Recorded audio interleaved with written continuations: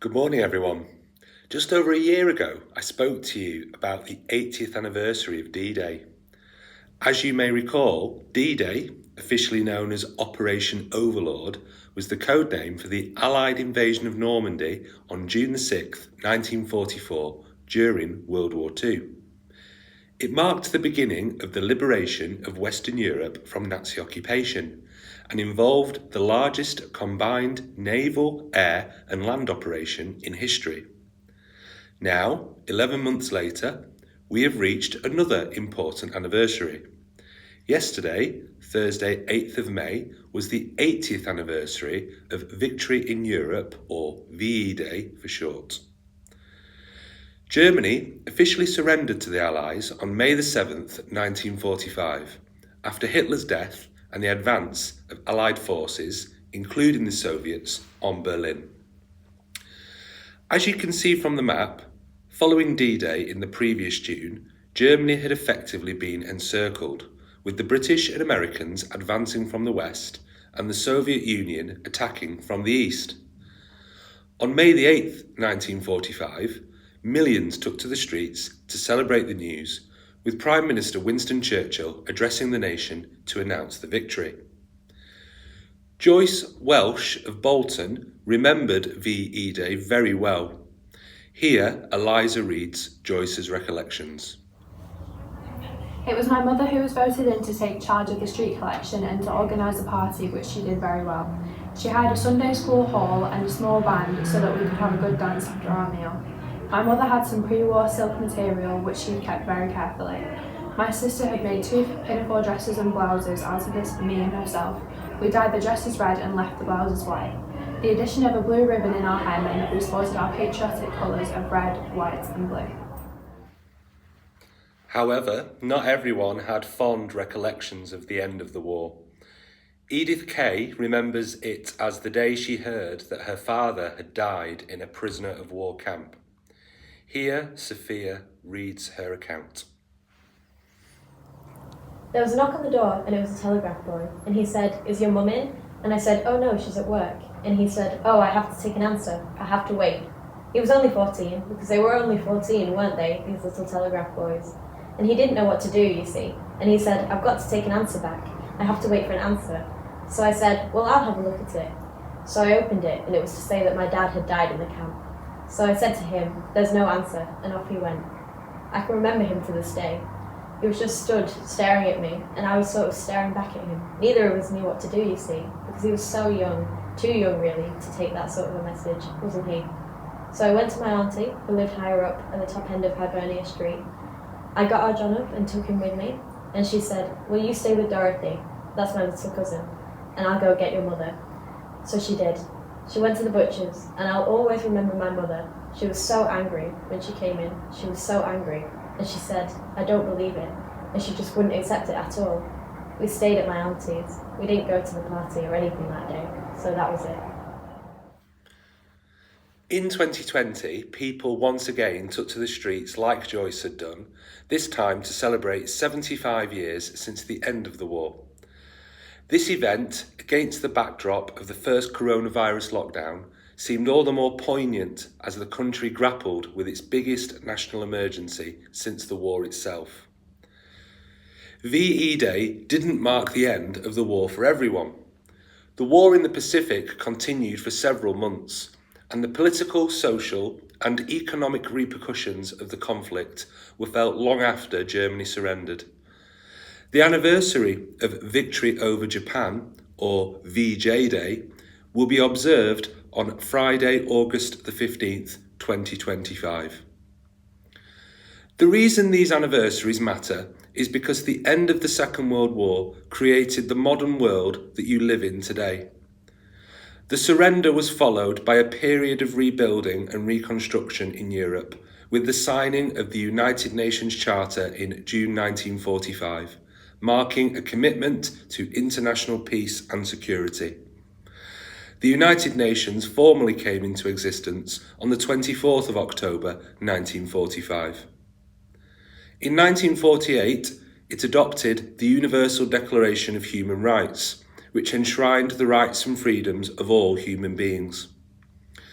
In the same year, the North Atlantic Treaty Organization, or NATO, was created to counter the perceived threat of Soviet expansion and aggression in Western Europe. The alliance was formed by the United States, Canada, and several Western European nations to provide collective security and deter potential Soviet attacks. Today, its role is in the spotlight following the Russian invasion of Ukraine and the threat this poses to peace and security in Europe. Finally, the end of the Second World War established the Bretton Woods system.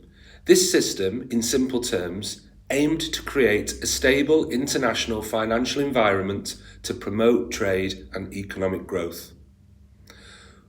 Why should we reflect on the Second World War? Well, to a greater or lesser extent, all of these pillars of the post-war order are currently under threat. We don't know what the consequences of this will be. However, you don't need me to tell you that the best way to understand the world we live in today is to open a history book. And what about the people who served during the Second World War? Those who we often call the greatest generation. Last year, on the anniversary of D-Day, I invited you to do some simple maths. Let's do it again now. If you turned 18 on the day the Second World War ended, what birthday would you have celebrated yesterday? That's right, 98. It is estimated that there are just under 70,000 British Second World War veterans still alive today.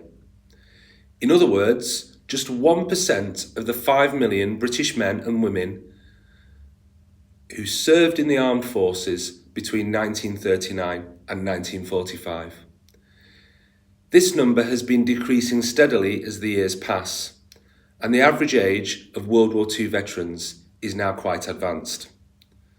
The vast majority have long since left us, including this couple. George and Anne were married in August 1945, after George had completed his military service. They'd met a couple of years earlier when Anne had been evacuated from Sheffield into the small town of Bawtry, where George had grown up. Here is George a couple of years earlier, serving in Ceylon, which was part of the British Empire at the time and is today called Sri Lanka. This is Dorothy. She was born in Manchester and she lived in Chorlton. During the war, she worked as a nurse, tending wounded soldiers at Withington Hospital. Like so many couples separated by war, she also married in 1945 as soon as hostilities came to an end. Here is her husband Bill, who had served in North Africa and Italy. These people are particularly important to me because they were my grandparents. However, like 99% of the wartime generation, they have now passed away. George died in 1982, shortly before I was born, so my knowledge of this man exists entirely through the recollections of my family, including my grandmother, who passed away in 2007. Bill and Dorothy passed away in 2001 and 2011. Those veterans who remain are rightly cherished by their communities. Take, for example, 103-year-old Tom Jones. He is one of several surviving people who fought in World War II and has recently spoken to schools ahead of the 80th anniversary of D-Day. Tom joined the Royal Artillery aged 17 in 1939. He served in the Far East. Recently, having visited a primary school in Worsley, he said, 80 years ago, we were part of something historic, a victory in Europe and in Asia that protected democracy and our country for our whole lifetime. This victory meant the world to us at the time, but the values are as relevant today as they were then.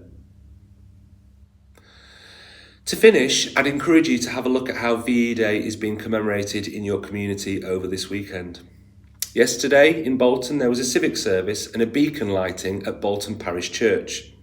Military standards were on parade, and the Mayor of Bolton laid a wreath on behalf of the people of Bolton. The Bolton Hoover Band performed both wartime and military songs. Also, if you're fortunate enough to know someone who was alive in the 1940s, speak to them, cherish them, and the most important thing we can do in 2025 is learn from them. Thank you and have a good day.